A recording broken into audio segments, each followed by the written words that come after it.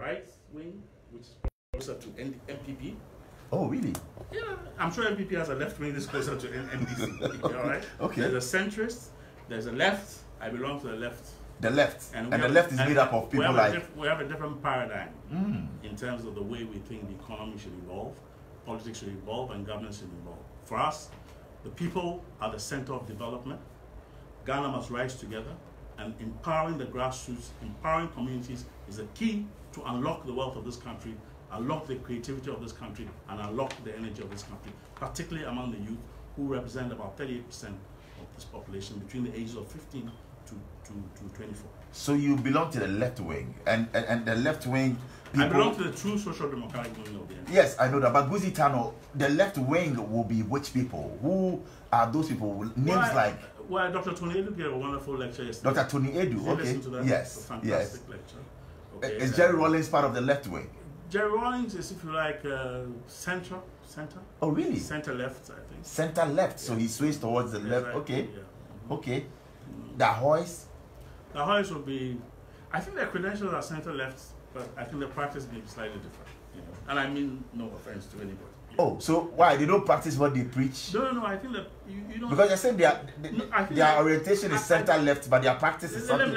Let's be very serious about it. Yes, tell us. One of the reasons why NDC failed in 2016 was that because it had neglected the branches and the grassroots of the party, right? It had no mobilizing capacity in the communities to lead the challenges and struggles in the communities. All right?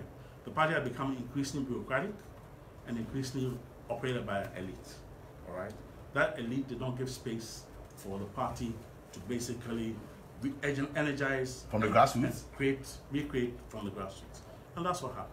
All right, we do have a bureaucratic tendency in the NDC. We do have a bureaucratic tendency in almost all the political parties, and we do have a political elite that is not particularly pro people, and that's the reality. And what we're trying to do is to reverse it.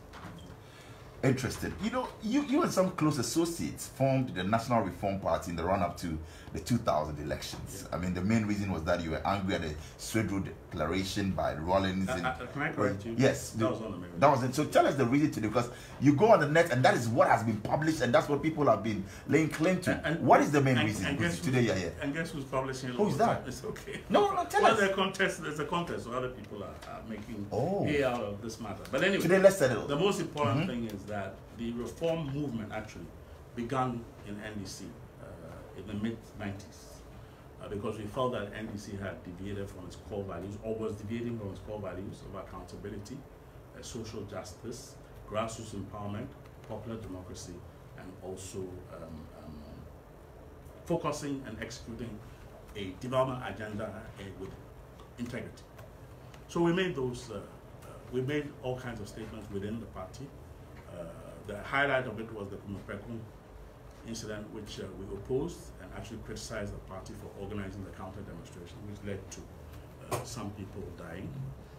And through that process, we began to question the increasing limitation of democratic practice, internal democracy as a party. And that's how come it materialized to a reform movement, then eventually became a reform party. And that's really the story. We wanted NDC to be faithful to its founding principles and the practice that goes with those founding principles to ensure that NDC remain the most vibrant, most democratic, mobilizing force in this country. So it wasn't about the Swedru declaration? It was not about the Swedru. How did President Rawlings take it at the time? Did you guys fall out? Well, if I may say so respectfully, he made the Swedru declaration, so I can't see how he could have been happy about it. So yes, so clearly there were issues. Did you guys fall out? Because I've seen you visit him. I think that in political life we tend to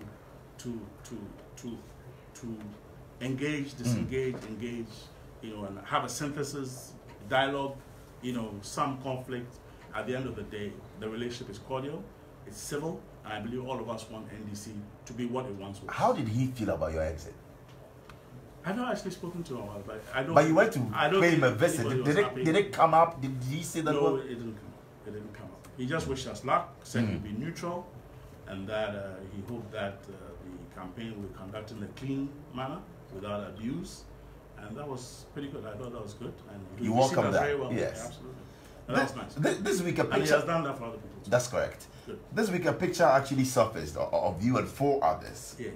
who are all interested in competing for the NDC 2020 slot. Yes. Fine gentlemen. Fine gentlemen, of course, Yes, no yes, doubt. yes. At a late night meeting. Yes. Well, What first was of all, that it about? wasn't a late night meeting. That's the first thing. So, And you are not planning and there was anything against John Mahama. There was no Yes. conspiracy. You don't Okay. take pictures, you know, after a meeting in the era of social media Okay. if you are conspiring. You know, and there was no conspiracy against anybody. I think the concern was that the election should be conducted on level playing field. The engagement and the dialogue should be clean without abuse. That some of the constitutional amendments coming up should be discussed, and there's some amendments, you know, are making the chairman, the leader, and all kinds of new things are coming up. So we discussed all those things with a view to meet again if there were any other issues. Oh. That, So it's generally about you campaigning without insults. without insults, you know, having a proper campaign that basically allows all of us to render our message and have that message judged, you know, fairly. Okay. And on the day of the ballot, everything should be fair and square. So whoever wins in a clean, transparent manner, without any question, without any hiccups. Who called this meeting? Was that I think the minister? meeting, that was my first time. I think the forum has been there for some time. And I think it's a worthy forum, and so I went on. Mr. John Mahama was missing. Joshua Labi. I don't know whether he's been invited or not. I wouldn't know. You wouldn't know because you don't know the convener. But if it came, it would be no problem. No problem at all? Yeah, absolutely. Interesting. Well, we're actually trending already, and that should tell you the interest of people with regards to this interview. Like I said, so much. do you have your social handles now so that you can actually invite people to join you and I can follow read it you? for So, you. yes, why not? If my glasses allow me. Twitter at Goosie Tandoh, and then Facebook Augustus Goosie Tandoh, Okay. and Instagram at Goosie Tandoh. Are you, Goosie is are you spelled struggling? Goosie. Okay. Okay.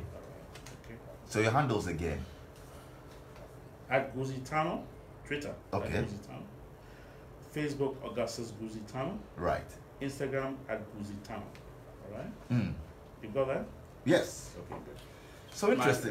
Without my glasses, I'm not able to read. So Oh, that's okay. why I was struggling. No, I mean that is fine. So aspirants are 13 now.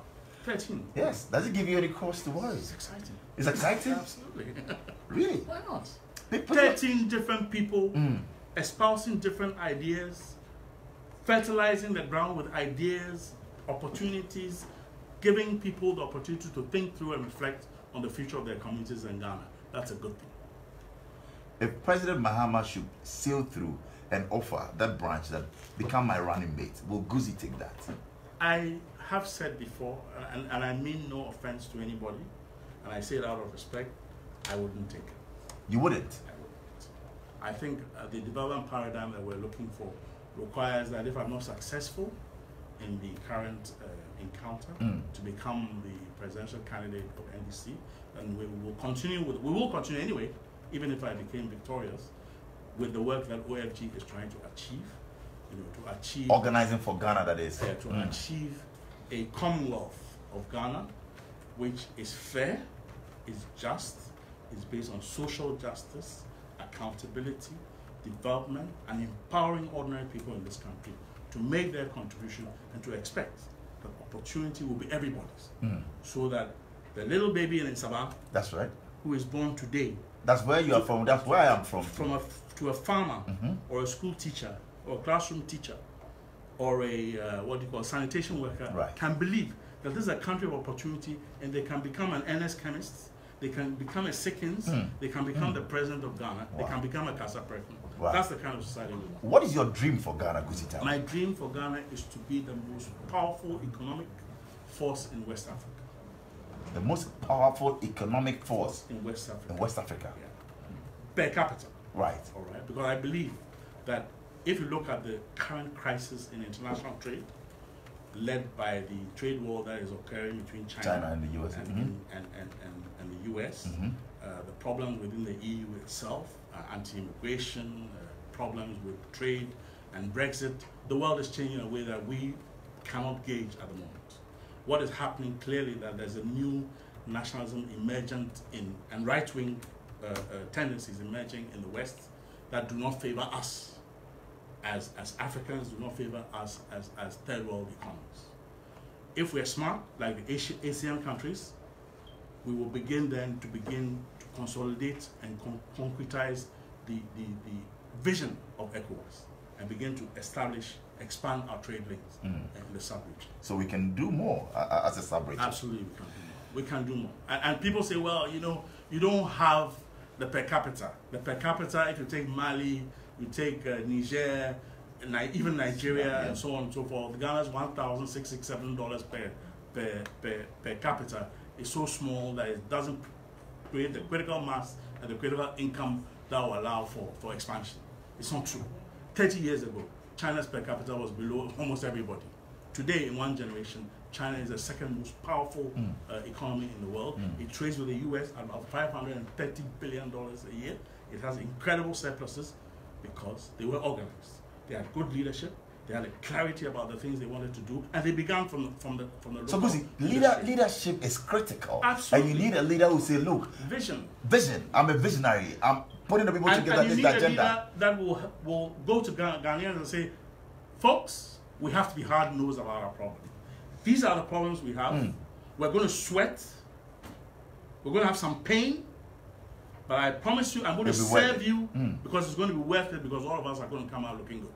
Is that not just a few people? Is that not what President Akufo-Addo is doing? Well, you know, you can say that, then you come up and then only a few guys are looking good and the rest of us are in pain. That doesn't work. All of us must bear the burden together at different levels.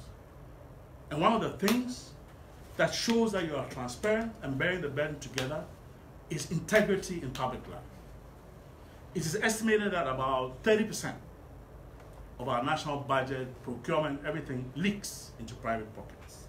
I've even heard that the Auditor General, I remember the Auditor General made a statement that some procurement exercise, I can't remember exactly, was legal, but it was criminal. Interesting. Yes. And that was the implication. That all the processes had been gone through, but actually it was just a dot. Just formality simply to cream off and put money in private pockets through a procurement function. And the procurement function for government, materials, works, services, is a major source of abuse. If the people see that, they will not go along with you. They say, why? But if they believe, and they are part of it, through the grassroots empowerment, through the activism of the communities. Because Ghana starts in the community, it doesn't start at Black Startups. What are the people saying about President Akufo-Addo? What are you picking up? I mean, you are going out there, you want to be a presidential candidate. What are you I there? think that, and I say this respectfully because he's our president, and so we have to be respectful. But I've heard people, everybody say King Promise. I know when Ghanaians start calling you names, you know, it's not without some kind of experience. And I think that they made too many promises, and unfortunately, some of those promises have not materialized. Not that in 2 years they can materialize. Yeah, I mean, I think we have to be fair. One day we're all going to be in government, and we have to be clear and honest about assessing our opponents. Is he on course? I don't think so. I think that there are too many bungling. You know, I mean, I think the free SHS, for instance, was rushed. It's a very good program.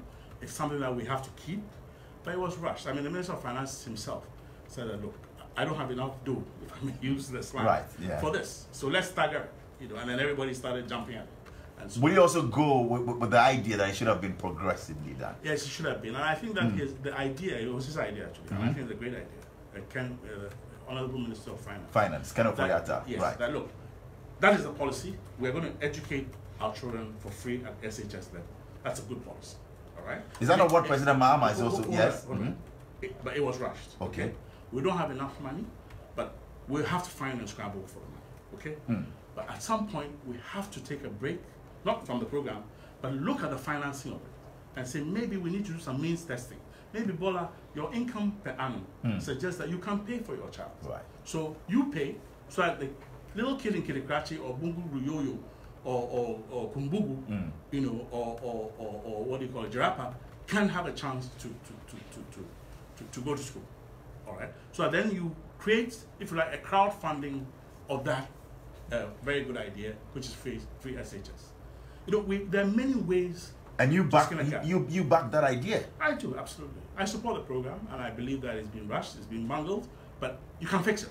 When you become president in 2021 or 2020, that is, will you review it? Only to the extent that we must find a solid financial base to make it work. So it will be reviewing the financing, but also, one of the things that I must make clear to you and viewers, okay? And I'm sad to say this, but I think it's all important because these are all our children. Please do. They are not NPP children, they're not BPP children, they're not NDC children, they're Ghanaian children, our kids, all right? There's a program called Program for International Students Assessment. It's called PITSA, and it's linked to the OECD, and they did a survey of 15-year-olds in about 65 to 76 countries. Ghana came last in terms of quality. The ability of our 15-year-olds to compete with the rest of the world, we came last. There's a major quality crisis in our educational system, to the extent that some of our products are functionally illiterate. If you talk to a lot of employers, they say they are unemployable because they don't have the skills. One of the key things that we have to do and marry it with the SHS, free SHS, is to make sure that the quality of education through proper teacher training, proper curriculum development, class size, proper incentives for teachers, both those working in urban areas and those who go out to the remote villages, is properly structured, and also the supervisory quality control component of the Ministry of Education GES function is executed seamlessly. Without that, you'll be producing quantity, and that quantity is not going to benefit this country in terms of its progress. You know what? During the agrarian societies, when society was basically agriculture, the most important component in the matrix for progress and development was land. When industrialization came, the most important component was capital. In today's world, the most important component is knowledge and how you use knowledge. Whether it's technology, ICT, material science, whatever it is knowledge. So our most important instrument for the transformation of this country is the Ghanaian. And the most important key to unlock that value is education. So it's a knowledge-based economy now. Not only that, education is the great equalizer. Right. Not only is it the great equalizer, if you get it wrong, you condemn a generation to poverty and crisis as we're seeing today. You know that about 30% of our people are illiterate. You know that statistically, if you educate a woman, your health bills go down as a society, your education goes up, and so on and so forth. So there are implicit, clear, hidden benefits of education that you cannot quantify. So we can't mess around with it, and we cannot be partisan about it. Are we messing? Are we messing? We're rushing it, making promises, doing things. I mean. Are you worried about? Very worried. I mean, one of the things we did a study of some time ago.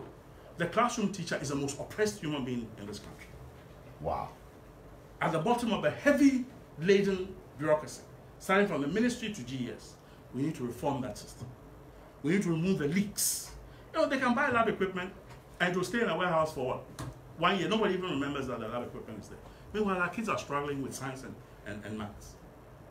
This is the reality. And I'm saying we can't be partisan about it. We need to fix it. And to fix it, we need to get the practitioners. We need to give our parents empowerment. PTA and so on, empowerment. We need to get the teachers involved because, one of the things about teachers that they have an autonomous role because they're professionals. They are the ones who are trained to teach, and they're the ones who teach and train teachers and teach our children. Interesting thoughts. Goosie, share this with us. Do you think the Ghana beyond aid is possible? Sincerely. These are nice slogans and buzzwords, but I think that for the foreseeable future, we're going to need these several sources of finance to develop our economy. The first is our own generation of income, revenue. Our own surpluses, if we're able to achieve on the budget, at least at the level of the primary balance. That's before interest is calculated. So that with that surplus, we can begin to invest in infrastructure, invest in the kind of reforms I'm talking about in education, and so on, and begin also to ensure that we educate our people, provide healthcare, provide social housing, and so on. We need that. Government has a very key role to play. So government revenue, government surpluses. The next is private capital.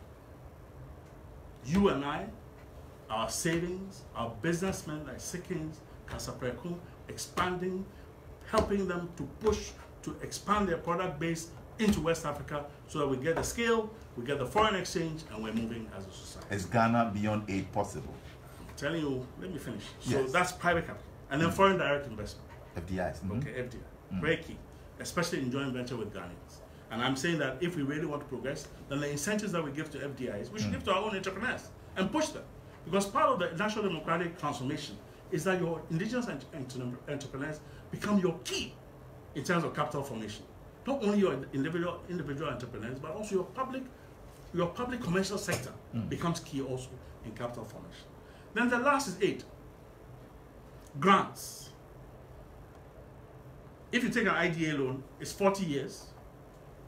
Probably interest rate is 1% for specific things like primary health care. Right. Because if you're able to achieve primary health care, then basically you prevent a lot of diseases. You know, tuberculosis is back, yours is back, cholera is endemic with us, dysentery, diarrhea is endemic with us, and of course malaria. And all the old diseases are coming back. Yellow fever is coming back because the health system is collapsing.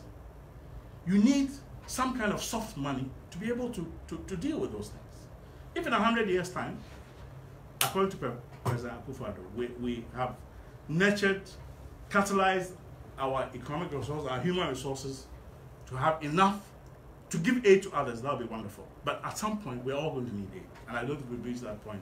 We've not gotten there yet. Yeah, but eventually, I'm sure we will. I mean, you know, one of the interesting things about rebasing, you know, at the UN, you pay your UN contributions based on your classification, your GDP.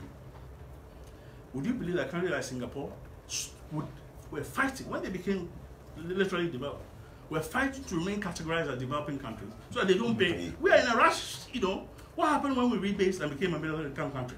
All the soft loans from Japan disappeared. Yeah, you're right. Instead of keeping quiet, you know, And enjoy it, yeah, and fix it. yeah, Okay. you know, we do things in a haphazard manner. We sign treaties that we don't really think about deeply. We're just the first people. Ghana is the first to sign every treaty.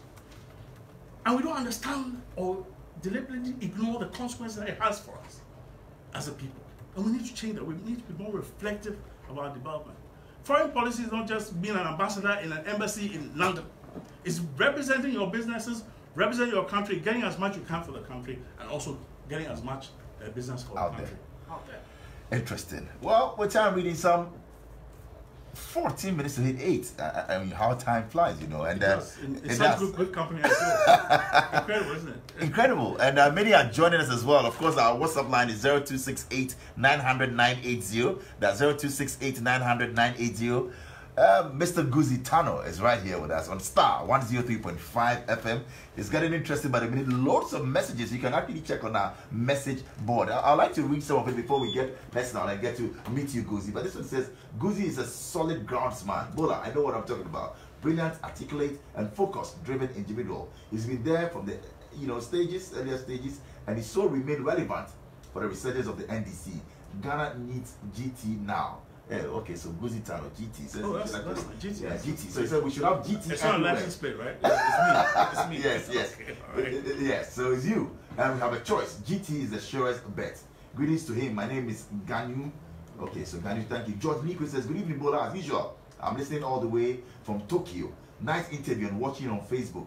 A real grassroots person. Goosie Tandoh it is, and I wish him the very best. Yes, he'll be John Mahama. Quartin Dixon says, I want to join your campaign team. How do I go about that? From Quartin Dixon. The Twitter handle. The Twitter handle. Okay, so join him. Yes, follow him on social media. David Agbewavi says, good evening, Bola. Thanks a lot for the good job you're doing. Can you ask Mr. Tandoh what really informed his decision to form the Reform Party at the time? And could he let us know his current relationship with former President Jerry John Rawlings? He's a man and I wish him the very best. Kofi Enchibo Isiako says, I'm watching you guys from Washington, D.C. Bola, great show you have, and we thank you. Free SHS was a rush. Please, come again. Why? Goosie Tandoh, because I disagree with all that he said on free SHS. My name is Kofi Enchibo Isiako. All right, Kofi, thank you. Someone also says the free SHS was rushed. So when was it going to be, when will be the ideal time to start it? 20 years as NDC, Lee Okran suggested. The policy even delayed because we can't afford to have people drop out of school at GHS level. Goosie should come again.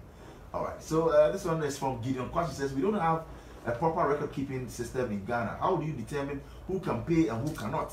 Everyone will say they cannot. Those who have accepted they can pay are already paying by sending their kids to private SHS. So Goosie should come again. So these are some comments right there. And Nanabna says, we wish him the very best. He's the best choice. And we are with him, Goosie. Well, so let's get to meet you, Goosie. Where were you born? Where did you grow up? Secondary school was where for you? Okay. Right. I was born in Cape Coast. Okay. On 7th February 1956 in a place in Cape Coast called Aboom. Aboom. Wells. Okay. All right. My mother side is from Cape Coast and Anamabo, and also partly from Gomwa, Brofo. And I grew up my early years in Cape Coast and then eventually in Accra. I went to many primary schools because I'm the child of a political exile. My father was exiled during the Nkrumah period, during the PDA. Okay. So I lived from one family to another with my brothers and sisters.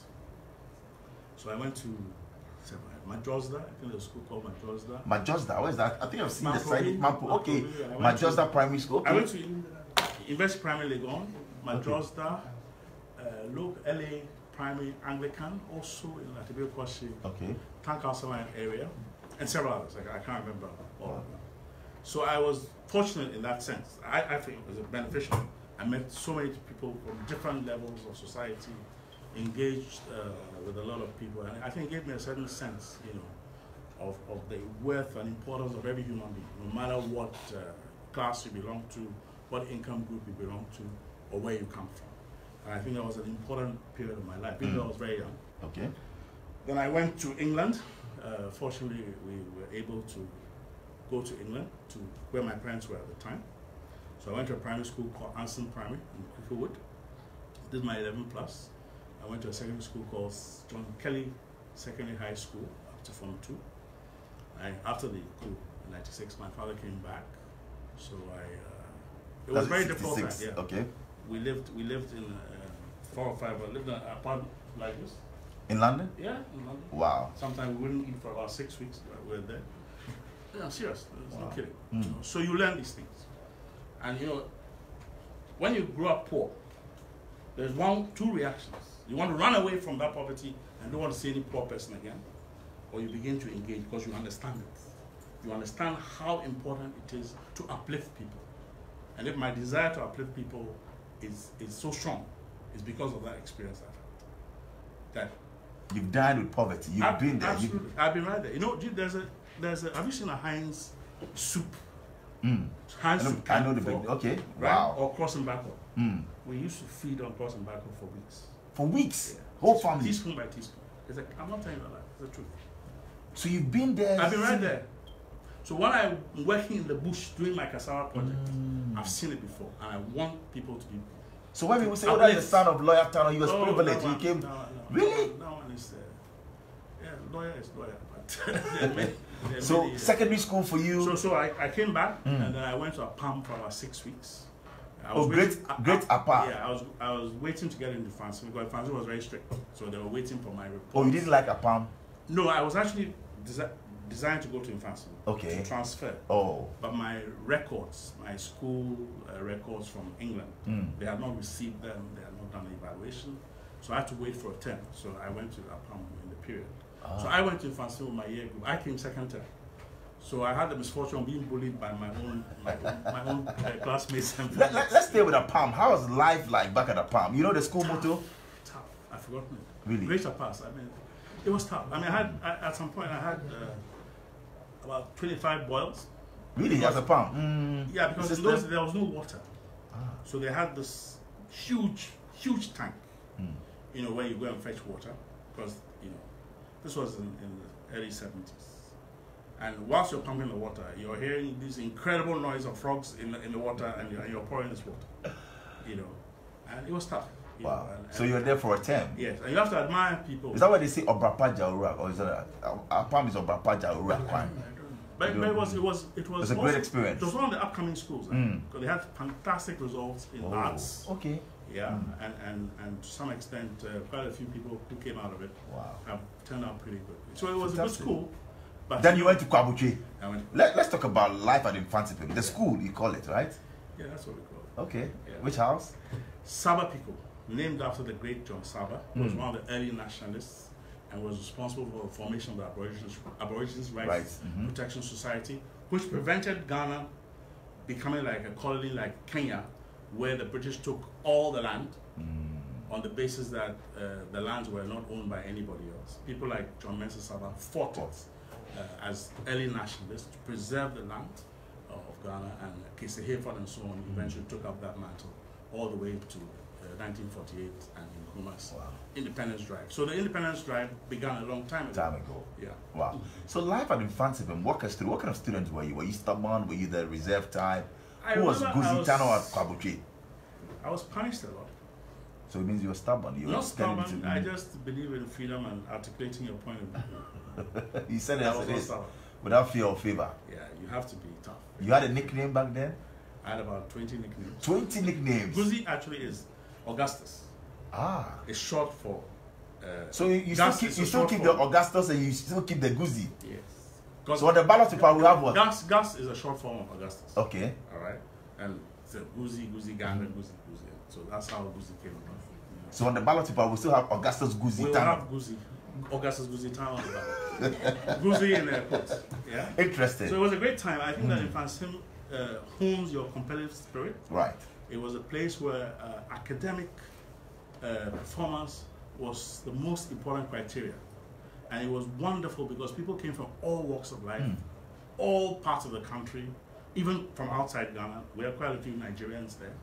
And it was competitive, and you were measured not by how full your chop box was when you came to school, how much corned beef you had, what cars came to pick you up, you know, whether it was a Chevrolet or, but how well you did in school. And that was the measure. It was a great equalizer. That's why I say education, and we had some really outstanding people. And you were outstanding in your field as well? I was okay. I was slightly above average. Above average? Okay, impressive. Yeah, it was good. I was a late developer. Okay. I started becoming very good from And what did you study? I did arts, economics. Okay. Sixth form. You did some literature? Economics, history, and literature. Okay. Yeah. Wow. Exactly. Wow. And is that where you met your first girlfriend?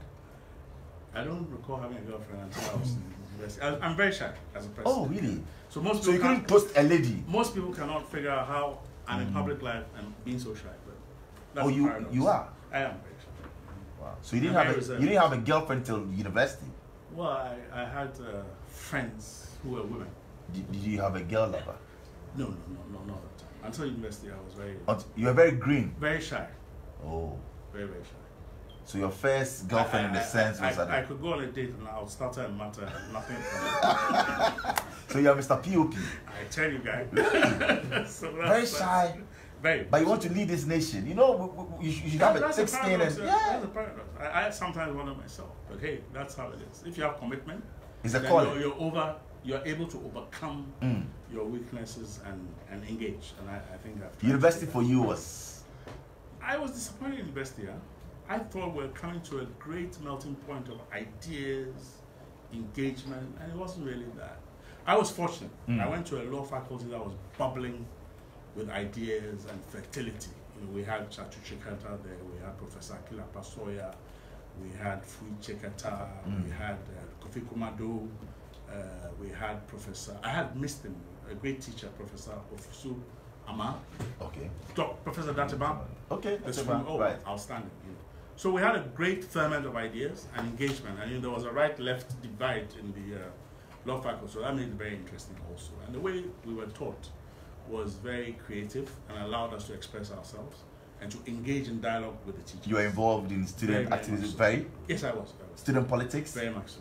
JCR, I run people's campaigns. I've been running people's campaigns for a long time. It's time to run my own. Yeah. Wow. So, yeah. You got people into leadership, positions, but it's not time to put Goosie in power. Exactly. Not Goosie in power. Goosie, the team, and Ghanaians in power. Ghanaians must be empowered. Wow. Let's talk about meeting President Rawlings. How did it happen? And many are saying that, oh, you're his kid brother, you guys look alike. You get that a lot, right? No, during the 70s, I don't know whether you're aware of it, there was a lot of conflict between the student movement and the military regimes of the time. And one of the ways in which the military regime tried to legitimize itself and perpetuate itself was through a government system that they were proposing called UNIGOV, which we had to go for a referendum.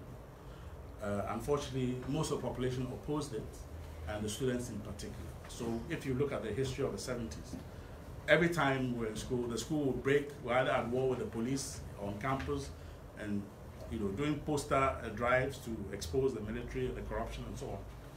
So anyway, in that course, we took the opportunity when Andrew Young came, who was a UN ambassador, visited Ghana, and the students decided there was an opportune time to draw the attention of the world to the injustices going on in Ghana and the brutalization of the civil population and the attempt to force UNIGOV down our throat. So we went on demonstration, and some of us, many of us, were arrested. I was arrested and locked up in Tesano with some of my colleagues. Airport police station, then we were transferred to Tesano, then transferred to Kotobabe, and transferred back. We were locked up for about 6 or 7 months. So after that, I had some friends in the military who were very nervous about what was going on, young officers. And someone, I think he had heard I was a student activist and agitator. So he came to see me in my room, Legon, Annex C, and introduced himself to me. He said, well, the students are making a mistake. Not all the military are for UNIGOV or are supportive of the brutalization of the civil population. There's a military that is nationalistic, that wants integrity, that wants progress for this country, and that we shouldn't put them as one monolith. And that's how the friendship and relationship. And this person was Jerry John Wallace. Yes. He walked up to you, flight lieutenant there. He came with a very close friend of mine, okay, who was also in the Air Force.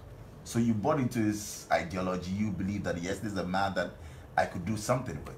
And that's how you struck that friendship? I think that we're all looking for change and transformation. Okay. And when June 4th came, we felt that that was the beginning of that. Unfortunately, it was not as peaceful as all of us would have wished. There's a statement, that you make the revolution, but the revolution can equally unmake you. And things happen. If you look at the French Revolution, I mean, incredible. And things did happen, which were unfortunate and painful, but that's history. And we need to move from that and learn from that experience. So I think that to that extent, our collaboration with him brought 31st December and what we have today as the 1992 Constitution, which is the most stable constitution we've had, based on the real life experiences of Ghanaians, especially the grassroots, the actions and struggles of the grassroots that inform the constitution. Right. And it has proved that it's stable and it's governing us, and we are aligned to it. Of course, naturally, we must improve it as we go along. But so do you still keep that relationship with President Rawlings? And would you want for him to be a key part of your campaign if you get in there? I think that he's correctly stated as a good statesman that he must be neutral. Right. I think we must respect that. Yeah. We must respect that. You don't have any qualms with it at all? I mean, you are okay with it? No, it's fine.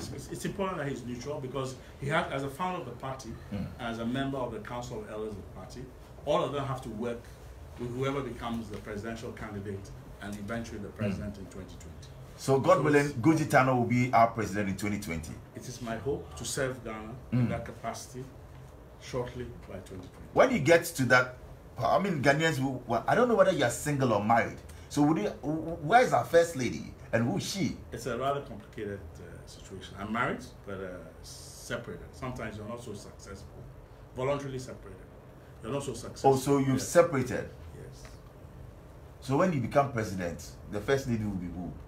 We will have a role for a first lady. Don't worry about that. Yes, we'll have, but who is in the picture now? If you've separated or it's complicated, I think that sometimes you have, when you separate... Or we have the first man, the first gentleman. When you separate, you also can be very close friends. So the close friend can become the first lady? Yes, it can. Wow.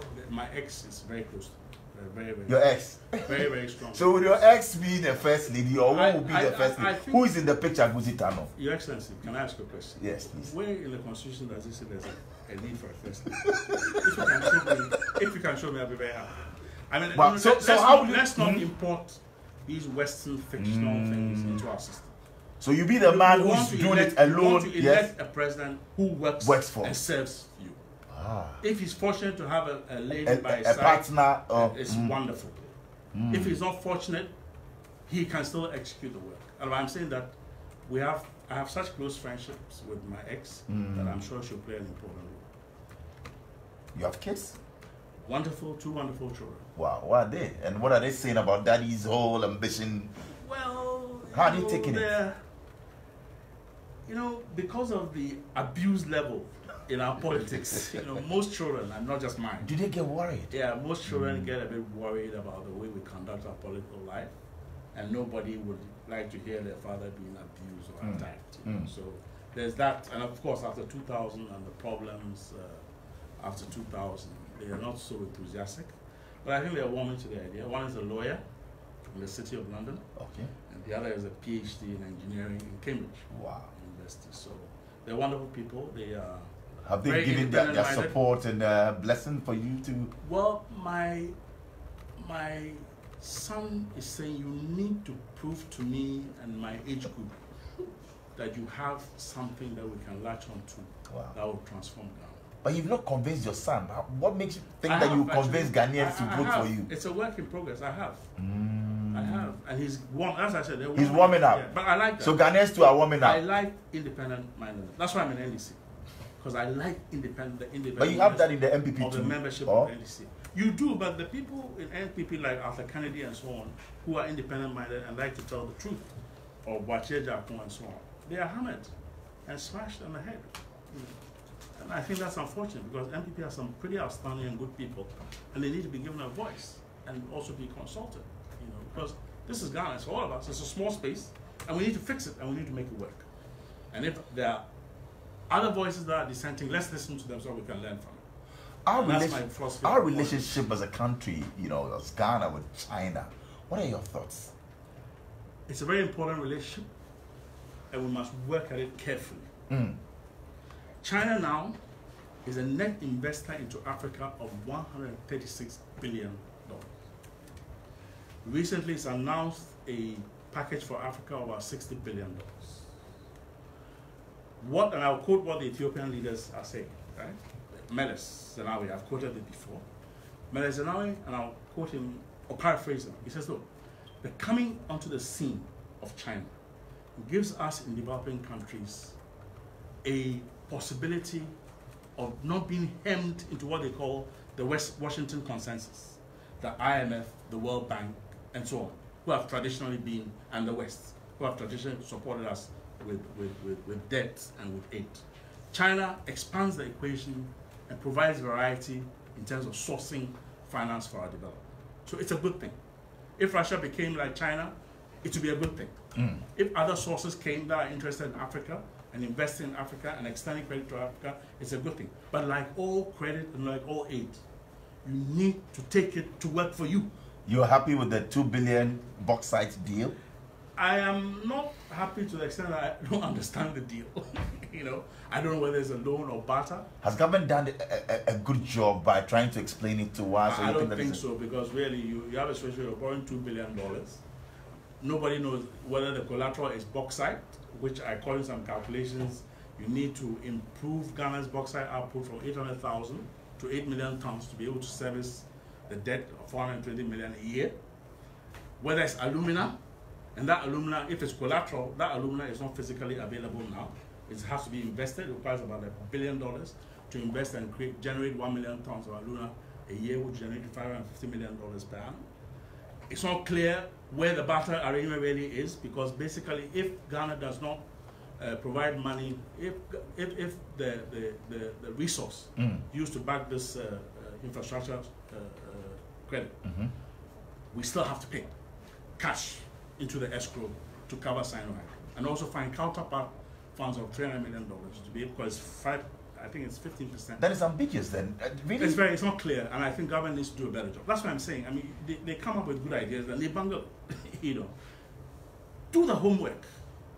Tell Ghana this is the amount of money, 2 billion. This is what we're going to use to collateralize it.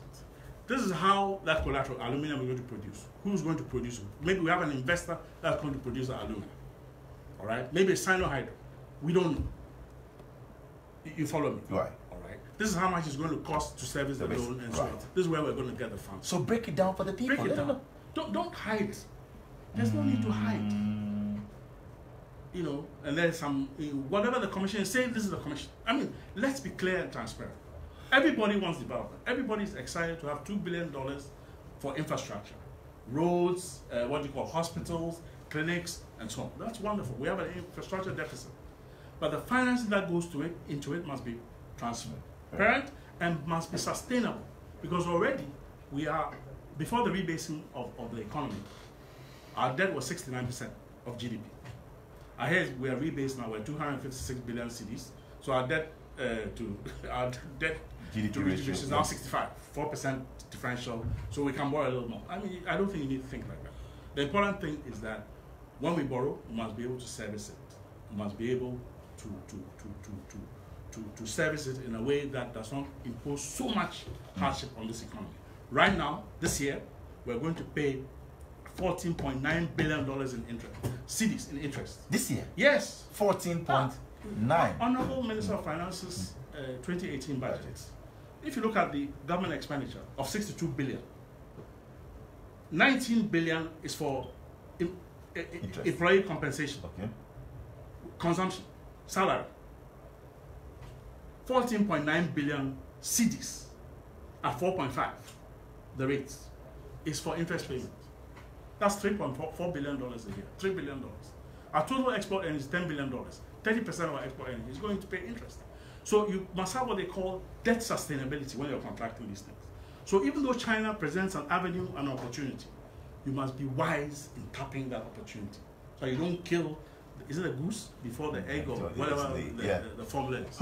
Thus far, who's your best performing minister or your best minister? Right now? Yes. Which ministry is doing well in your opinion? The energy sector was in complete disarray. The energy sector. Okay. And I thought the former minister was doing reasonably well to align it. Boache Jakon, you mean? Yes, but he's gone. So I don't know. Ken seems to be doing well, but he's become very quiet because I think he realized that the problems are much greater than he ever thought. It's not a joke where we are now. Who's your best performing minister? Man, it's difficult to say. It's difficult to say. But who's your worst? It's between Ken and Boache, but Boache is gone. But I understand the president's favorite is the guy at education, Napo. Yeah, Matthew Poku Prempe. Yeah, that's what you hear. That's right. I mean, politicians will rumor among us. Oh, really? We're as bad as everybody. That's the president's favorite. That's what I've heard. I don't know what it is. Who's your worst? Which I ministry is not really cutting it for you and you feel that look? I think that the government in general is not doing as well as we were hoping. I mean NDC. Yeah. But I was hoping that, we get some fresh air, some new stuff, new thinking, new implementation. Which ministry is not cutting it for you? Not the government, but which ministry that you feel that well? I really don't want to go into this. I think that I'll reserve my comments. Really? But there's a ministry that really you think that you can do a lot more? I prefer to praise people, so I think between Ken and Boache. Boache, okay. Yeah. I mean, Ken has come up with let me just make a point. I mean, let's be serious. Right. I think Seth did some remarkable things, good things. That's Seth Tekpe. Yes, that people forgot. I'll give you an example. Because of the crisis that we had in Forex, in April 2014, the exchange rate went haywire, crazy. All right, but if you look, the year before, Seth was able to bring the depreciation down to very small, I think 7% in 1 year, and it was on progressively on that path. Okay, he did a lot of fees and imposts to try and raise the revenue because we're in a period what they call fiscal consolidation. And that's a reality that faces NDC and it faces MPP. If NDC comes to power, it's a reality that it's going to face NDC. Where basically we have to cut our expenditure, cut our expenditure according to the size of our cloth, okay? And try and raise revenue. So did some important revenue, for the important initiatives. I'll tell you what. The petroleum price buildup One of the things that SEC was trying to advocate was what they call a strategic stock levy. So that when prices are high, all right, you cream off some of it and keep it. Yeah. When prices are low, you know, you basically use it to mediate the prices. He started that process. He did a lot of fees and imposts to raise the revenue of government. Because government's revenue as a percent of GDP in Ghana is low relative to its peers. Okay. Ken has brought inflation down. It's 9.6%. Okay. Underlying headline inflation is 9.6%. He's brought the deficit down. It's around 4.5, 4.5. These are good macro figures. And he's not the only one who's done that. People have done it in the past. I was telling somebody that the deficit was minus 2.6 in 2014, as opposed to the 4.5 or the 5 point whatever it is now. He's getting the figures, but without the micro response, without the response at the enterprise level. Without the response at the sectoral level, the real economy, industry. And you think the real economy is suffering? People are crying out. Look, Bola, if you look at the real 2017, industry grew at 16.7%. You go in, and it's actually because there was a new oil field that came into play, not because Casapeco expanded output or what do you call it, Nestle produced more Milo. No, simply extractive industry, accounting for that. We need real transformation. And Goosie will change that. Goosie is bringing that transformation. We'll do that. Wow. So moving on to the messages, and of course at this point we'll also activate the phone lines and we'll go for a break. But of course it's 0302-231144 or 0302-231145. Keep the messages coming through, and of course your calls. Messages on 0268-900-980. So this one is from Dede in the USA. It says, Bola, congrats, that's the award-winning show and we just can't miss it. You know, Goosie keeps saying grassroots, grassroots, grassroots. Why didn't the grassroots follow him to his reformed party to form a formidable party or a force against the other political parties? Loyalty and trust, yes, they are key, no matter how disgruntled you are. Goosie, are you loyal? And can you be trusted? And that's from Dede in the USA. You have to be loyal to the principles that you believe in. And I'm totally loyal to the principles on which NDC was founded. And that was the reason for reform. And that was the reason for the reason. Is reform out there in the woods? Is it done and dusted? The reform spirit will never die. The spirit will, but is the reform party alive? Well, it's up to electoral commission. They've been written to expunge it. Okay. But I think if you check the political parties. So for you as a party, there's no reform. I'm no longer a member of the reform party. No, I'm not. You're now with the NDC. Yes. Hey, Bola, salute. Mr. Goosie Tandoh is a great asset for Ghana. Transformation and a visionary leader. Ghana needs him now. From Mr. Thompson, menu to you. Citizen Gaddafi says Goosie Tandoh is only making noise. His loyalty to the NDC is questionable. Goosie is only good in lamentation. He holds no clout in the NDC. I can assure him that. William Carlton says we need more people like Goosie, and we are for him. Nana Ponsa says brilliant ideas when you are in opposition. Come to government and see. That's from Nana Ponsa to you. Komna Frank Onasi says the great Bola, please let Mr. Tandoh know that he came to participate as an independent candidate. He wasn't actually big like the time, but he's still very fine and a handsome man. He can come and join the MPP party. We'll welcome him. But as for his presidential ambition, nah, seriously. Okay. Adama Kanko says, good talker, great orator, good presidential material. That's what Ghana needs. I wish him well. So that's from Adama going out to you. Nana Kufu Komna says, this man will win more floating votes for the party if he becomes the flag bearer. I like him already. NBC. Think about Goosie. Okay, well, thank you. This one says, thumbs up for your great program. We love it. And that's why you are in a league of your own. You're a champion, Bola. And yes, you get the numbers. Please ask Mr. Tandoh. He resembles former President Jerry John Rawlings. What is it really? What is answered? That and all of that. Mario Mensa says, nice show, great interview. I'm watching this show live in Sweden. Please, Mr. Bola, when are you going to interview? Okay, so he gives us a name. No problem. It says, fire on, Goosie Tandoh. We love you. And Bola. Okay, well, we got that. Thank you. What do you make of Martin Amidi? Martin is from what I know, a very principled person. very energetic in defending what he believes in, and has tremendous integrity, from what I know. Right. And so I think he's an asset to Ghana and an asset to the position that he's been a special prosecutor as he's been offered and is currently fulfilling. Okay. I believe that you see, one of the things, if I may just make an aside, you've seen what's happening in the US, haven't you? Yes. Where the Attorney General's Department has independence to be able to investigate its own president.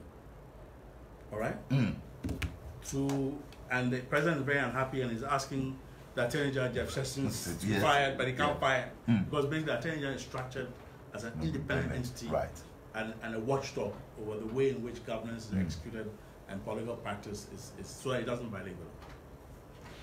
I think we need such an Attorney General. Okay. You know, Martin's office is a proxy for an Attorney General that we really should have. Okay. And I think that we can learn some lessons from that. This kind of, we're fond of creating offices and expanding the public expenditure. You know, 110 ministers, 200 special assistants, 1,000. You know, and so it's enough. It's enough. So I think it's important that he executes his work faithfully and impartially. All right. Without hunting down any particular political party, but whoever is corrupt, whoever has violated the law, should be whether dealt in MPP, NDC, or wherever it is, should be done. All right. So we'll be activating the phone lines. We'll be picking up calls 0302231144, 0302231145. But a big thank you. Guaranteed Trust Bank is offering you the opportunity to open an account with them. And guess what? No deposit is required. Yes, you heard it right. You do not have to make any initial deposit to have an account with GT Bank. All you need to do is to walk into any GT Bank branch near you with your passport picture and a valid ID, and that could be your passport, driver's license, NHIS, or voter's ID. Guaranteed Trust Bank. Wouldn't you rather bank with us?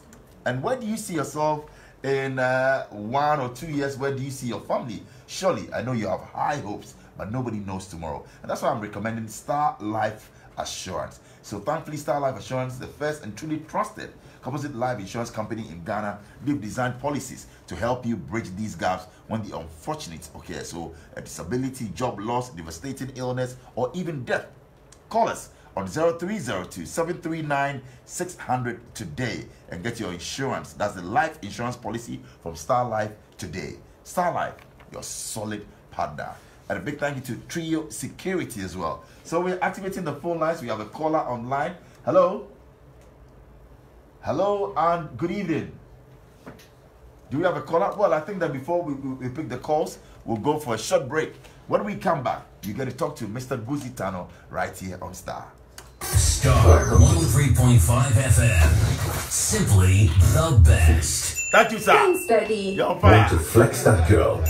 Wow, he's so cool. Grandma needs airtime to fill me in on all the village filler. Hey, maybe a guy. Or you're just tired of having to hop from app to shortcodes to website and back. Welcome to the new phase of buying, selling, and connecting with customers. Welcome to convenience and technology. Welcome to my GH Pay, myghpay.com. Make or receive payments online from anywhere using a Visa card, MasterCard, GH Link card, or your mobile money wallet. Businesses, associations, institutions can get listed for free today and enjoy a new world of convenience. Download my GH Pay for free from Play Store and App Store. myghpay.com. Buy, sell, and connect. The platform for everyone.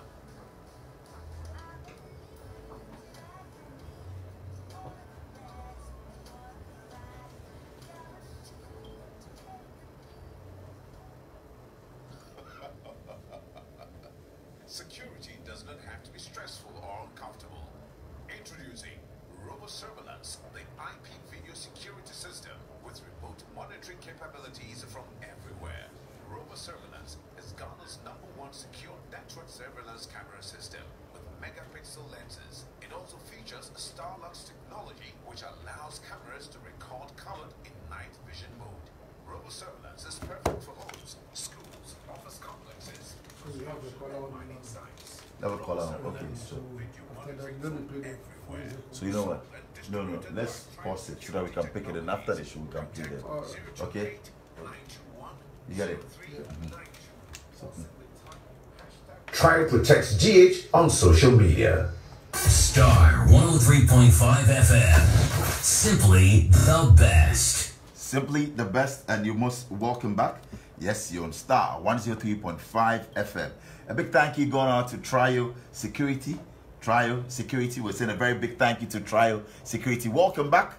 And this is StarrChat. My name is Bola. Mr. Goosie Tandoh is right here with us. So we have a caller on the line. Hello, Abdul from Tema. Good evening, Abdul. Hi, good evening, Bola. And This is Abdul here. Daniel, how are you? right, Abdul is saying hi to you. Oh, I'm fine. I'm fine. How are you too, Abdul? We are so happy. I mean, you really are showing what we always know in you. Thank you, sir. And we want to urge you to keep on doing. I'm very grateful. You as a ground man, you have what it takes to transform Ghana for us. And we believe that come the general elections, everybody's going to be rooting for you too. Hi. Thank you. All right, But then. I can't do that alone. I need everybody. Abdul says get on board. So 0302-231144, 0302-231145, or 0268 900-980. That's our WhatsApp line. But 0302-231144, 0302-231145. And GT is here. Today I think that you're taking that name along, yeah? Goosie Tandoh, many say GT, and that's what they want. Shortly we'll be doing knowing, how well you know Ghana. We'll get to find out that. But we have a caller standing by. Good evening and welcome. What's your name, please? My name is Kofi from Tema. Kofi, it seems you have a huge fan base in Tema. Well, actually, 92, that's where I did most of the political work. Oh, okay, in Tema. All right, Kofi. All the constituents. Right, Kofi, you're on air. Yeah, thank you. Mr. Goosie, good evening. Good evening, sir. How are you? Good evening, sir. How are you? Good. Good evening. I'm fine. Thank you. Okay. Hello, I can hear you. Yeah, go ahead. We can hear you.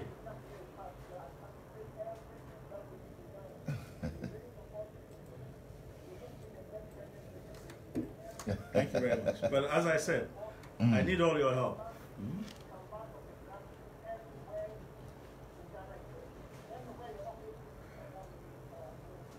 It's at Asylum Down, opposite the CPP. All right, so FedEx, Asylum Down, Yeah, opposite CPP, CPP, FedEx, yeah. FedEx. Yeah. Okay, at Asylum Down. Kofi from Tema, thank you very much. So moving on to a lot of calls are coming in there. Yeah. How well? I mean, you're saying grassroots, you're in touch with the people. I think that the people love you. They love what you do. They seen what you've done, and I love them too. you love them too. Very much. Interested. So you're saying that from next week you're going to roll out. You're on road. You're hitting the road next week. We're in Southern Volta, Okay. Anlo, Keita, K2, All right. and then moving to the middle, All right. and go to north and come back. Wow. Our campaign is not the normal one that you see. Something else. Okay. something special. King Kaka is all the way from Takwa and he's joining us. King Kaka. Big Bola. Yes, sir. You're on. Goosie Tandoh is here, please. You. We're blessed, King Kaka. You're on air. First time I get into my follower, Kataman Sunday. Thank you, King Kaka. Pleasure to hear your voice. Thank you. Thank you so much. Kaka. Okay. Oh, you're yearning for JM. Kaka, when I come to a constituency, you will change your mind. I can show you that.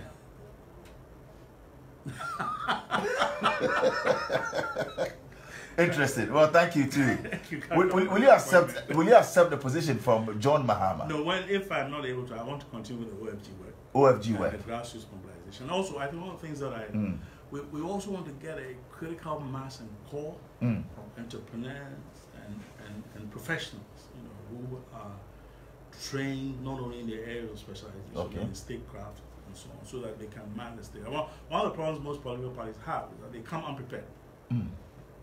They have these great ideas like free education in 2012, and then they come and they bungle it because they haven't prepared. All right, let's go to Ebri. I have Harry who's paying some bills. Harry, good evening. Bola. Very well, thank you, and many thanks for your time. You're on air, please. I've never voted before. I'm neither an NDC fan or an UDC fan. I just pray that we win the election. I think he's a good man he's a good person for Ghana, and I think it's going to be that. So you are rooting for him to win the party primaries, and then when he becomes the presidential candidate, you vote for him in the general elections. Is that what you're saying? Yeah, that's what I'm saying. Wow. That's one of the things that struck me, actually. Okay. The crossover. Harry, thank you. Before. I've never voted before. But for Goosie, if he should sail through, you will vote for him. That's one thing that surprised Wow. me, actually. The crossover. Wow. It's interesting. Interesting. So So, we need to get yeah. the primaries and then. All right, so we're going to actually do this, how well you know Ghana, and we'll be wrapping up shortly. But here we go with how well you know Ghana. So who's the Auditor General of Ghana? Domelo, I can't pronounce the name. Daniel Domelo. Okay. Who's the coach of the Black Stars? Isn't Kwesi Appiah? Who's Ghana's IGP? Appear to Doctor. David Asante Apietu. That's Who was the last chief of staff for John Mahama? Who was the chief of staff, the last chief of staff for John Mahama? I think he's being considered for vice president. Julius Debra, right? Yeah. Oh, he's been considered for vice president. I've heard it, yeah. Oh, okay. That's the scoop there. Who was the national organizer of your party before Kofi Adams? It was Yao Boatin Jan. Who was the chief of staff for the late Professor Mills? Mr. Newman. Martin Newman. All right. Well, thank you very much, sir. No. Is there a prize? Oh. Certainly there will be. But of course, it's now time for our mystery question before we go. So here we go. And now, the mystery question. And kindly read it out for us. So the mystery question says, who among the other aspirants would you be comfortable running with if you win? I think it's a difficult thing for me to say at this point. At the end of the day, is whether a particular person has shares the aspirations in terms of the program that we want to bring to Ghana and execute with the involvement of all Ghanaians. So that will be the most important thing. Do you have a running mate in mind, as you said here? Not yet. I'd like to be very honest. I haven't got anybody in mind at the moment, but we'll cast the net wide. And you have to understand that for me, it's very key that we get the right balance on the ticket. Right. And also get a balance that is committed to executing the program. Fantastic. I think if you have a vice president, you have to respect that vice president. And you have to make sure that he's working with you and in sync with you. And that's because if something should happen, he's the guy in the seat. Yeah. So he's got to be the best. Get it right. Yes, and he's got to be the best. Wow. He's got to be as good as you are. Goosie Tandoh, yes, ma'am. Thank you very much. It's been great. Thank you. Thank you so much. Having you on the show. Thank you. It's been long in coming, but yes, finally. For 3 years now. For 3 years. Me. I promised you. I keep my promises. You Sometimes give me that first interview. But I keep my Thank you very much. I appreciate it. Thank you very much. I will wish you the very best. Anytime. Thank you. Bye. So there you have it, Mr. Goosie Tandoh, right here on the StarrChat. We can only but wish him well, organizing for Ghana, a platform for reorganization and renewal, he says.